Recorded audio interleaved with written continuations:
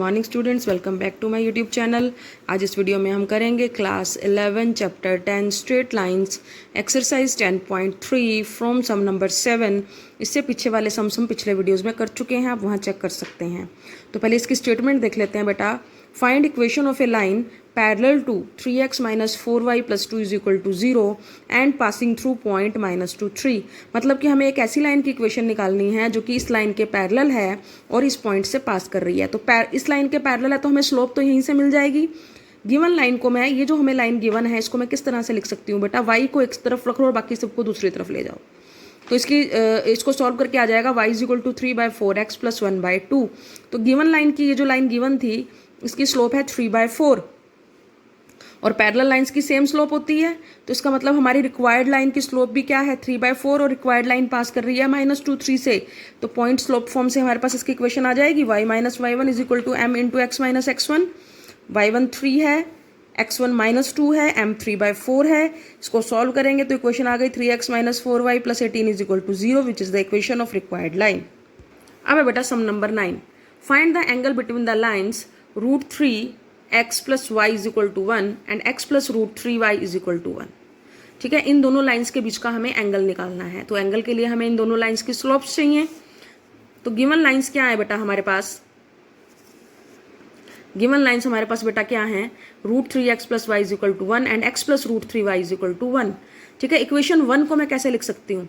y = -√3x + 1, √3x को मैं उधर ले गई। और इक्वेशन 2 को मैं कैसे लिख सकती हूँ?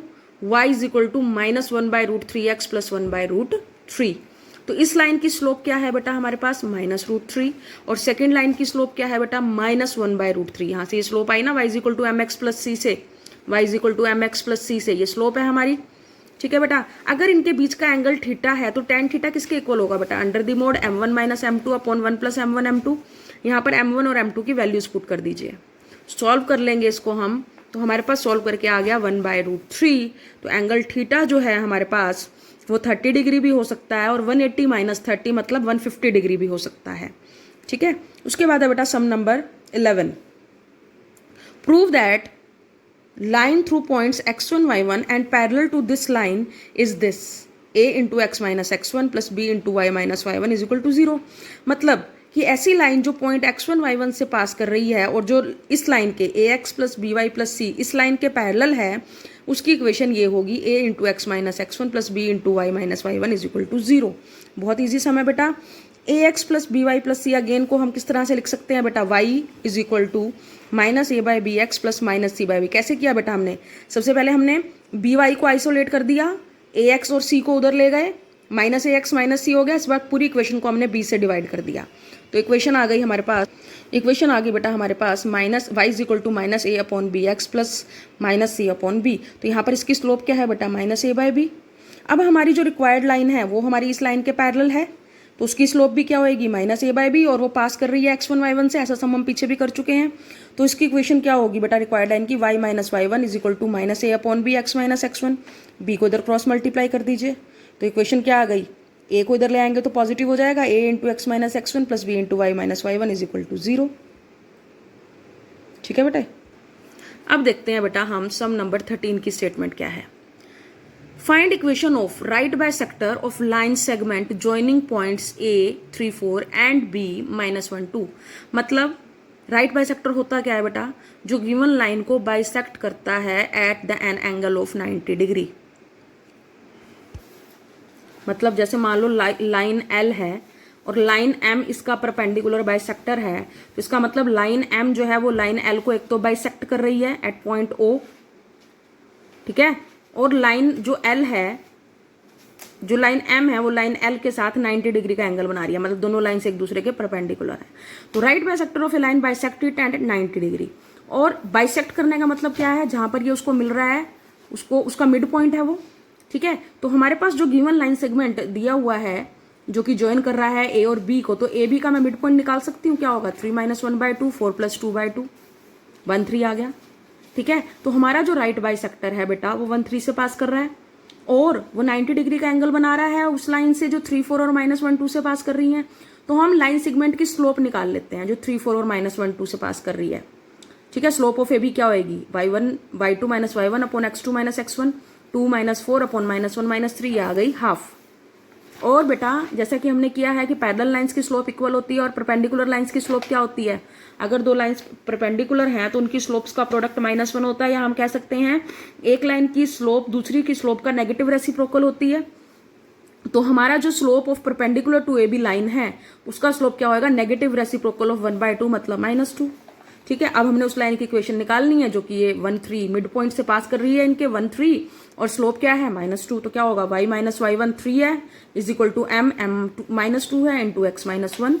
इसको सॉल्व करेंगे will get 2x plus y is equal to 5 which is the equation of the perpendicular bisector of the line passing through a and b। अब देखते हैं बेटा sum number 14। Find the coordinates of the foot of perpendicular from the point -1 3 to the line 3x minus 4y minus 16 is equal to 0। मतलब हमारे पास एक line दी हुई है A B जिसकी इक्वेशन है 3x minus 4y minus 16 is equal to 0।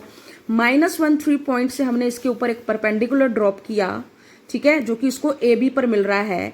इस perpendicular का foot A B है तो हमें इस ए और बी की वैल्यू निकालनी है, ये कोऑर्डिनेट्स निकालने हैं हमें फुट ऑफ परपेंडिकुलर के। तो हम क्या कहेंगे, let A B the foot coordinates of the foot of perpendicular from -1 3 to the given line A B. ठीक है, गिवन लाइन क्या है 3x minus 4y minus 16 is equal to 0। हमें जनरल फॉर्म दी हुई है, हम इसको स्लोप इंटरसेप्ट फॉर्म में लेके आएंगे, y is equal to 3/4x minus 4 आ जाएगी। अब इस लाइन ए बी की स्लोप 3/4 है, ठीक है, तो इस परपेंडिकुलर की स्लोप क्या होगी, नेगेटिव रेसिप्रोकल ऑफ 3/4। ठीक है, या आप ये कह सकते हैं कि जो हमारी लाइन ए बी की स्लोप 3/4 आ गई है तो इसकी इस परपेंडिकुलर की स्लोप क्या होगी बेटा, ये भी दो पॉइंट से पास कर रही है -1 3 और ए बी से, तो इसकी भी स्लोप निकाल लेते हैं y2 minus y1 upon x2 minus x1 से।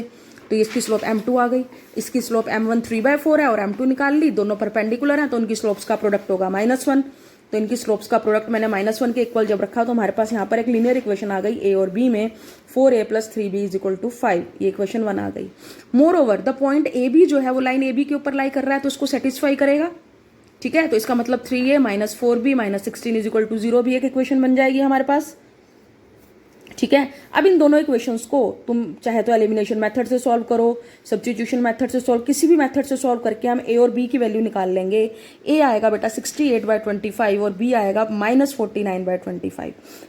तो बेटा coordinates of foot of perpendicular जो कि हमने -1 3 से गिवन लाइन के ऊपर ड्रॉ करा है उसके coordinates of foot of perpendicular क्या आए 68/25 एंड -49/25। एक्स कोऑर्डिनेट है 68/25, वाई कोऑर्डिनेट है -49/25।